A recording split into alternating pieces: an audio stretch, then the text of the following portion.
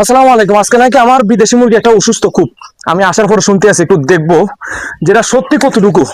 যে আমার মুরগি, আমি চেষ্টা করি প্রত্যেক সময় খামার পরিষ্কার রাখতে। ওখানে দাঁড়াও, এ দেখেন কতটা পরিষ্কার, একটা ময়লা নাই।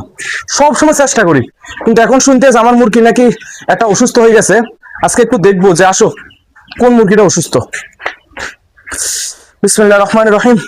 এই যে ব্ল্যাক রোজ কম্বো, হয়তো অনেকে চিনতে পারতেছেন না এটা কি মুরগি।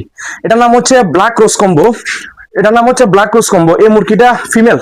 তো মজার বিষয় হচ্ছে এটা সেল করে ফেলছি, সেল করার পর অসুস্থ হয়ে গেছে। যাক আলহামদুলিল্লাহ, ওষুধ দিছি, সুস্থ হয়ে যাবে।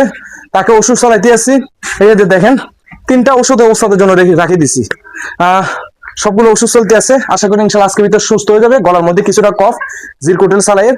পাশাপাশি যদি কোনো অভিজ্ঞতা লোক থাকেন যে কি ওষুধ দিলে তাড়াতাড়ি সুস্থ হয়ে জানাই দিবেন, ঠিক আছে?